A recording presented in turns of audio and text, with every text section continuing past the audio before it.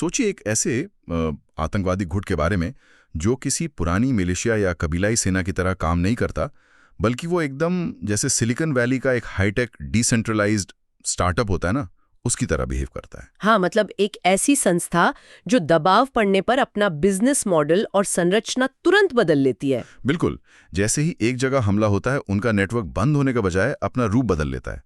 तो शुभोदय, पूर्वी अफ्रीका और इस क्षेत्र के हालिया घटनाक्रम पर आधारित इस गहरे अध्ययन में स्वागत है। आज की तारीख 4 मई 2026 है। सही बात है। और आज के इस अध्ययन का शीर्षक है अल शबाब, चुनाव और अस्थिरता, यानी हॉर्न ऑफ अफ्रीका पर बढ़ता दबाव। क्षेत्र जाहिर है पूर्वी अफ्रीका है। हाँ, और चर्चा आगे बढ़ाने से पहले बता दें कि ये प्रस्तुति प्रोवेव आई द्वारा प्रायोजित है और इसका निर्माण स्टाइलो न्यूज द्वारा किया गया है, जो कि एक AI संचालित समाचार एप्लीकेशन है। एकदम सही। और ये जानना बेहद महत्वपूर्ण है कि स्टाइलो न्यूज असल में स्टाइलो इंटेल ऑप्स सॉफ्टवेयर का ही एक उपभोक्ता संस्करण यानी कंज्यूमर वर्जन है, जो एंटरप्राइज लेवल पर यूज होता है, राइट? हाँ बिल्कुल। स्टाइलो इंटेल ऑप्स को विशेष रूप से सरकारी, सैन्य और बड़े व्यापारिक संगठनों के ऑपरेशंस को ध्यान में रखकर डिजाइन किया गया है। इसका अर्थ यह है कि इस चर्चा को सुनने वालों के पास एक ऐसे टूल का उपयोग करने का अनूठा अवसर है जो वैश्विक निर्माताओं या ग्लोबल डिसीजन मेकर्स की सहायता के लिए बनाया गया है। ये तो वाकई बहुत शानदार बात है। और उस टूल की तरह ही आज की इस चर्चा का उद्देश्य थोड़ा अलग है। हमारा लक्ष्य एकदम 1960s के दशक के टीवी न्यूज एंकर्स की तरह शांतिपूर्ण, पेशेवर और बिल्कुल तथ्य आधारित ढंग से समाचार प्रस्तुत करना है। मतलब बिना किसी फियर मॉन्गरिंग के। आज के दौर में जहां खबरें अक्सर सनसनी और भय पैदा करती हैं, हम यहां तटस्थ रहेंगे। सही कहा। हम विभिन्न दृष्टिकोण, आगामी कदमों और तथ्यों को बिल्कुल न्यूट्रल रूप से सामने रखेंगे ताकि स्थिति का एक स्पष्ट चित्र उभर कर आए। किसी भी प्रकार का पक्षपात नहीं होगा। बिल्कुल। हॉर्न ऑफ अफ्रीका वैसे भी एक ऐसा क्षेत्र है जहां घटनाएं एक दूसरे से गहराई से जुड़ी हुई हैं। एक देश का कूटनीतिक कदम पड़ोसी की आर्थिक स्थिति और सुरक्षा दोनों को हिला देता है। तो चलिए शुरुआत करते हैं जमीनी हकीकत से।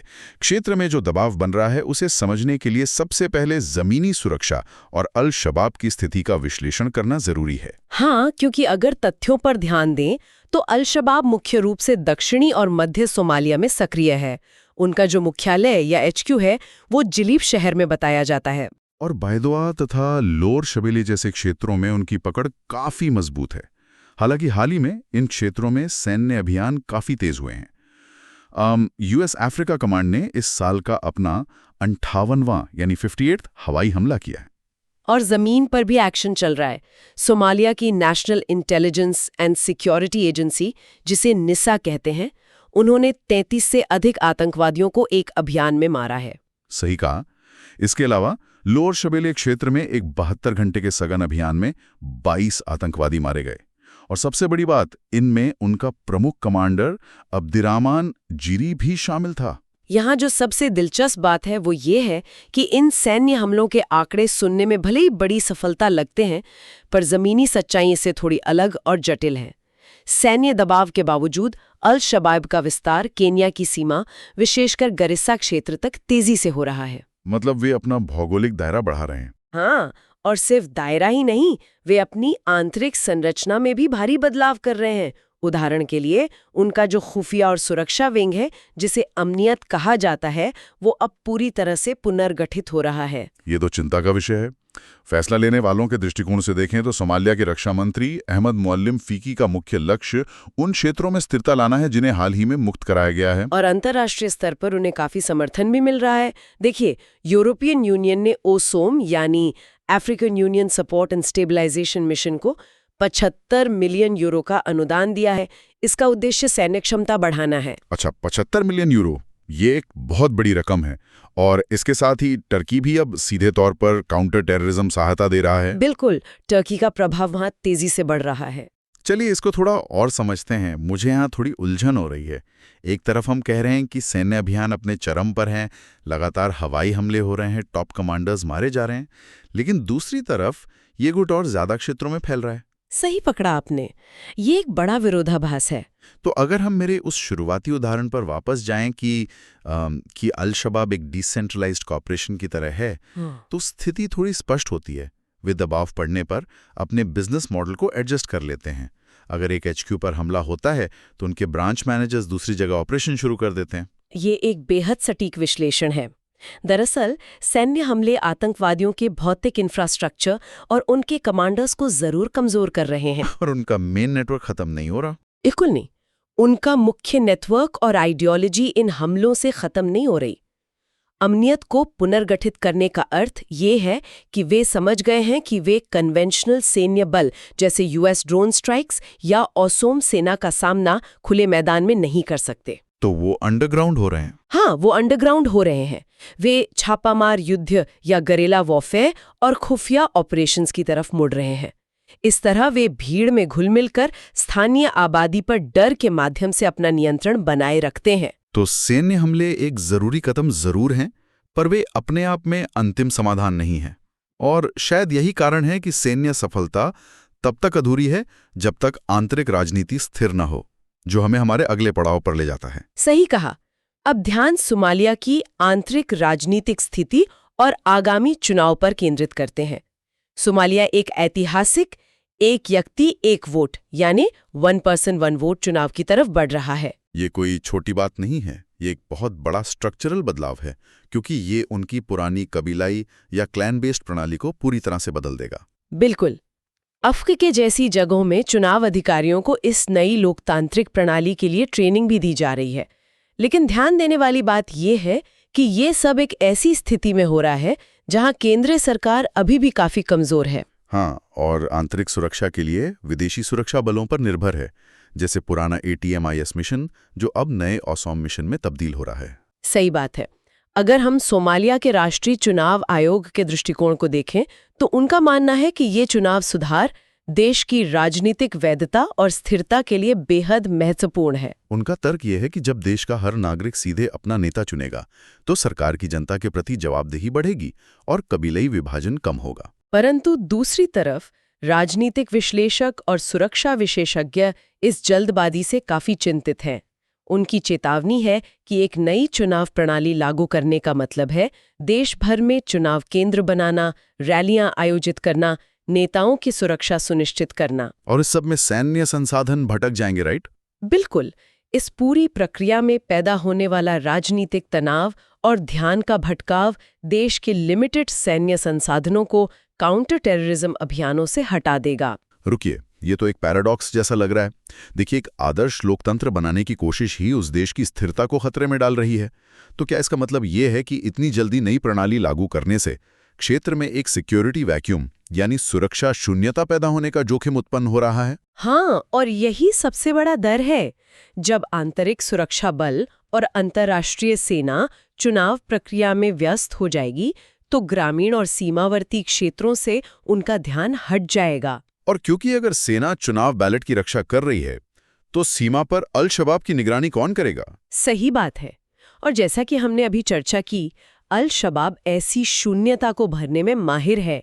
वे चुनाव के दौरान होने वाले कबीलाई आपसी मतभेदों और प्रशासनिक उलझनों का फायदा उठा सकते हैं। उन क्षेत्रों में अपना प्रभाव वापस कायम कर सकते हैं जहां से उन्हें हाल ही में बाहर निकाला गया था। तो जब सोमालिया की केंद्रीय सरकार इस आंतरिक चुनाव की तैयारियों और अल शबाब के आतंक से उलझी हुई है, ठीक उसी समय एक नया तूफान बाहर से आकर टकराता है। आंतरिक राजनीति के इस तनाव के साथ साथ एक बाहरी कूटनीतिक कदम ने पूरे क्षेत्र में भारी असंतोष पैदा कर दिया है। आप सोमालीलैंड और इजराइल के बीच के राजनयिक घटनाक्रम की बात कर रहे हैं? बिल्कुल। हाल ही में इजराइल ने सोमालीलैंड को आधिकारिक मान्यता देते हुए वहां अपना पहला राजदूत नियुक्त किया है। अब जैसा कि सभी जानते हैं, सोमालिया की सरकार सोमालीलैंड को अपना ही एक हिस्सा मानती है। हाँ, और इसलिए सोमालिया ने इजराइल के इस कदम को अपनी संप्रभुता और क्षेत्रीय अखंडता का सीधा उल्लंघन करार दिया है। लेकिन अगर हम इसे तटस्थ रूप से देखें, किसी पक्ष का समर्थन किए बिना, तो इस मुद्दे पर विभिन्न पक्षों के दृष्टिकोण बिल्कुल अलग हैं। इजराइल के नजरिए से ये कदम एब्राहम अकॉर्ड्स के तहत अपने कूटनीतिक रिश्तों और क्षेत्रीय प्रभाव को विस्तारित करने की एक रणनीति है। अगर हम इसे बड़े पैमाने पर देखें तो रेड सी और गल्फ ऑफ एडन के पास एक कूटनीतिक स्थान होना किसी भी देश के लिए महत्वपूर्ण है। वहीं सोमालीलैंड के लिए ये अंतर्राष्ट्रीय अलगाव को तोड़ने की दिशा में एक ऐतिहासिक कदम है। वे दशकों से मान्यता प्राप्त करने की कोशिश कर रहे हैं। लेकिन इस पर जो प्रतिक्रिया आई है वो उतनी ही आक्रामक है। सोमालिया की सरकार के विरोध के अलावा अफ्रीकन यूनियन, ईरान और लगभग 15 अरब तथा मुस्लिम देशों ने इसकी कड़ी निंदा की है। यहाँ तक कि अफ्रीकन यूनियन ने आधिकारिक तौर पर इसे अंतर्राष्ट्रीय कानून का उल्लंघन बताया है। और अगर हम सोशल मीडिया सेंटीमेंट की बात करें तो अफ्रीकन जनता के बीच इस कदम के खिलाफ भारी विरोध और असंतोष स्पष्ट रूप से देखने को मिल रहा है। लोग इसे क्षेत्रीय शांति के खिलाफ एक उकसावे के रूप में देख रहे हैं। तो इस मुद्दे में वास्तव में चल क्या रहा है? ये सिर्फ 2-3 देशों का मामला नहीं लग रहा। बिल्कुल नहीं। हॉर्न ऑफ अफ्रीका वैश्विक समुद्री मार्गों के लिए दुनिया के सबसे महत्वपूर्ण क्षेत्रों में से एक है। दुनिया का एक बहुत बड़ा व्यापार इस क्षेत्र से होकर गुजरता है। हर बड़ी शक्ति यहाँ अपना प्रभाव स्थापित करना चाहती है, जिसका एक स्पष्ट उदाहरण चाइना है, राइट? सही कहा। चाइना, जो ताइवान और सोमालीलैंड के बीच बढ़ते रिश्तों का विरोध करता है, अब सोमालिया की केंद्रीय सरकार को सैन्य सहायता प्रदान कर रहा है। उनका लक्ष्य सोमालियालैंड पर दबाव बनाना है। तो इजरायल का सोमालीलैंड में आना सिर्फ एक आम कूटनीतिक घटना नहीं है, ये वैश्विक शक्तियों की उस बड़ी शतरंज का हिस्सा है जहां छोटे क्षेत्रों का उपयोग बड़े देश अपने जियोपॉलिटिकल फायदे के लिए कर रहे हैं। हाँ, ये काफी बड़ी शतरंज है। लेकिन कूटनीतिक तनाव सिर्फ नई शक्तियों या मान्यताओं तक सीमित नहीं है। हॉर्न ऑफ अफ्रीका में जो सबसे हैरान करने वाली बात सामने आ रही है वो ये है कि इस क्षेत्र के पुराने सहयोगियों के बीच भी अब दरारें पड़ रही हैं। सही याद दिलाया। युगांडा और तुर्की के बीच का हाल ही का घटनाक्रम इसका सबसे बड़ा प्रमाण है। युगांडा के सैन्य प्रमुख मुहूजी काइनेरुगाबा ने हाल ही में पब्लिक स्टेटमेंट में तुर्की से $1 बिलियन और एक तुर्किश दुल्हन की मांग की है। हाँ, और ये सच में काफी अजीब बयान था। उन्होंने यहाँ तक चेतावनी दी है कि अगर ये मांग पूरी नहीं हुई तो युगांडा तुर्की के साथ अपने कूटनीतिक रिश्ते पूरी तरह तोड़ देगा। और इतना ही नहीं, उन्होंने ईरान को भी खुली धमकी दी और इजराइल का समर्थन किया। ये बयान सुनने में जितना असामान्य लगता है, इसकी पृष्ठभूमि समझना उतना ही जरूरी है। बिल्कुल। देखिए, युगांडा पिछले कई सालों से सोमालिया में शांति सेना, विशेषकर ATMIS मिशन का एक मुख्य स्तंभ रहा है। उनके सैन्य बलों ने वहां जमीनी लड़ाई लड़ी है और भारी बलिदान दिए हैं। दूसरी तरफ तुर्की एक नए और ताकतवर खिलाड़ी के रूप में उभरा है, जो सोमालिया में अपना आर्थिक और सैन्य प्रभाव तेजी से बढ़ा रहा है। तुर्की वहां नए इंफ्रास्ट्रक्चर प्रोजेक्ट्स लगा रहा है और आधुनिक सैन्य सहायता दे रहा है। अगर हम फैसला लेने वालों के दृष्टिकोण की बात करें तो युगांडा के राष्ट्रपति युवेरी मुसेवेनी ने तुरंत अपने बेटे के इन बयानों से दूरी बना ली है। उन्होंने अंतर्राष्ट्रीय स्तर पर कूटनीतिक मर्यादा बनाए रखने पर जोर दिया है। और तुर्की की प्रतिक्रिया? तुर्की ने इस मुद्दे पर आधिकारिक तौर पर कोई भी प्रतिक्रिया नहीं दी है, जो उनकी तटस्थता कूटनीति का एक पेशेवर हिस्सा है। सोशल मीडिया पर इसे लेकर राय बटी हुई है। कुछ गुट इसे साहसिक मानते हैं, जबकि ज्यादातर लोग इसे बेहद अव्यवहारिक और अनप्रोफेशनल कह रहे हैं। यहाँ मुझे एक उदाहरण समझ में आ रहा है। ये स्थिति बिल्कुल ऐसी लग रही है जैसे किसी बड़ी कंपनी में कोई पुराना और वफादार एम्प्लॉय हो, इस मामले में युगांडा, जिसने कंपनी को खड़ा करने में अपना खून पसीना एक किया हो। हाँ, और अचानक बाहर से एक नया हाई प्रोफाइल कंसल्टेंट यानी तुर्की आता है, जिसे सारा क्रेडिट और नए प्रोजेक्ट्स मिलने लगते हैं। सही बात है। तो उस पुराने एम्प्लॉय में ऐसी आर्थिक और राजनीतिक इनसिक्योरिटी पैदा होना स्वाभाविक है। परंतु जब आतंकवाद जैसी समस्या मुंह बाए खड़ी हो तो ऐसी बयानबाजी कितनी खतरनाक हो सकती है? बहुत खतरनाक हो सकती है। क्या इन आपसी दरारों से अल-शबाब के खिलाफ जो एक क्षेत्रीय एकजुटता बनानी जरूरी है, वो कमजोर नहीं हो जाएगी? आपकी वो पुराने एम्प्लॉय और नए कंसल्टेंट वाली एनालॉजी इस स्थिति को पूरी तरह से स्पष्ट करती है। आतंकवाद के खिलाफ एक लंबी लड़ाई में सहयोगियों के बीच आपसी विश्वास सबसे जरूरी कड़ी होता है। बिल्कुल। अगर क्षेत्र को मुख्य शांति सेना प्रदान करने वाला देश और मुख्य आर्थिक सहायक देश के बीच इस तरह का सार्वजनिक तनाव पैदा होगा तो इंटेलिजेंस शेयरिंग और सैन्य अभियानों का कोऑर्डिनेशन बुरी तरह प्रभावित होगा। और जैसा कि हमने देखा कि अल-शबाब का नया अमनियत ढांचा इन्हीं दरारों और कमजोरियों का फायदा उठाने के लिए ही डिजाइन किया गया है, तो ये एक बड़ा खतरा है। सही कहा। और अब तक हमने जिन दरारों की बात की, चाहे वो चुनाव के कारण हो, कूटनीति के कारण या सहयोगियों के झगड़े के कारण, उनका प्रभाव अब सिर्फ जमीन तक सीमित नहीं रह गया है। इन सब का असर सीधे तौर पर समंदर और आम जनता की आर्थिक स्थिति पर पड़ रहा है। एक चिंताजनक आंकड़ा सामने आया है।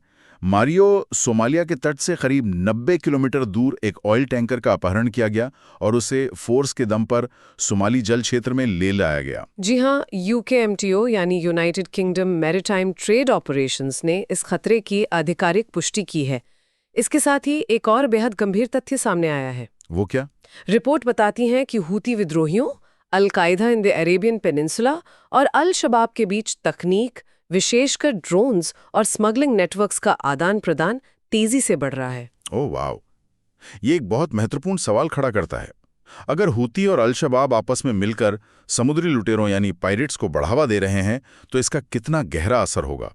इन घटनाओं को एक इंटरकनेक्टेड सिस्टम के रूप में देखना जरूरी है। सही कहा। जब समुद्री मार्ग असुरक्षित होते हैं तो ट्रांसपोर्ट इंश्योरेंस बढ़ जाता है और सप्लाई चेन टूटने लगती है। इसका सीधा असर पड़ोसी देशों की आर्थिक स्थिति पर पड़ता है। जैसे केन्या का उदाहरण ले लीजिए। केन्या पर ईरान युद्ध और इस रेड सी अस्थिरता के कारण भारी आर्थिक दबाव पड़ रहा है। तेल की कीमतें आसमान छू रही हैं और मुद्रास्फीति आम जनता की कमर तोड़ रही है। और इस दबाव के चलते केन्या की सरकार ने वर्ल्ड बैंक से आपातकालीन सहायता मांगी है। ध्यान देने वाली बात यह है कि केन्या पहले से ही भारी बाढ़ का सामना कर रहा है, जिसने उनके इंफ्रास्ट्रक्चर को बुरी तरह से नुकसान पहुंचाया है। लेकिन इन सब चुनौतियों के बावजूद एक आशाजनक पहलू यह है कि केन्या जियोथर्मल एनर्जी और AI डेटा सेंटर्स के विकास में तेजी से आगे बढ़ रहा है। हाँ, वो आगे बढ़ रहे हैं, पर वहीं पड़ोस में सोमालिया की स्थिति बेहद गंभीर है। अस्थिरता के कारण वहां भुखमरी या फैमिन का बड़ा खतरा मंडरा रहा है। यूनाइटेड नेशंस ने तुरंत अंतर्राष्ट्रीय मदद की गुहार लगाई है। और इन सभी मानवीय और राजनीतिक संकटों के बीच एक और दिलचस्प बल्कि हैरान कर देने वाला भौगोलिक तथ्य सामने आया है। वैज्ञानिकों ने पुष्टि की है कि ईस्ट अफ्रीकन रिफ्ट, जो पूर्वी अफ्रीका को जोड़ने वाली एक प्रमुख टेक्टोनिक प्लेट लाइन है, वो 6 से 7 मिलीमीटर प्रति वर्ष की दर से खिसक रही है। Wait, really? एक नई रिफ्ट बन रही है? हाँ, हालांकि लाखों सालों में ये फटकर एक नया महासागर बनाएगा, लेकिन अभी वर्तमान में इस भौगोलिक बदलाव के कारण केन्या में सड़कें टूट रही हैं और नया इंफ्रास्ट्रक्चर तबाह हो रहा है। इस पर आपका क्या कहना है? ये भौगोलिक तथ्य इस पूरे क्षेत्र की स्थिति का एक बहुत बड़ा प्रतीक है। जमीन के अंदर जो रिफ्ट या दरार बन रही है, ठीक वैसी ही दरार यहाँ की राजनीति, आर्थिक स्थिति और कूटनीति में भी बन रही है। सही बात है, ये सब एक दूसरे से जुड़े हुए हैं। बिल्कुल। आर्थिक समस्या होती है तो आतंकवादी गुटों को नए बेरोजगार युवा भर्ती करने में आसानी होती है। समुद्र में अस्थिरता आती है तो देशों की आर्थिक स्थिति और कमजोर हो जाती है। ये एक दुष्चक्र है जिसे तोड़ने के लिए क्षेत्रीय एकजुटता की जरूरत है। आज के इस पेशेवर और तथ्य आधारित चर्चा के आधार पर आइए अब इस बात पर नजर डालते हैं कि हमारे सुनने वालों को भविष्य में किन संभावित घटनाक्रमों पर ध्यान देना चाहिए।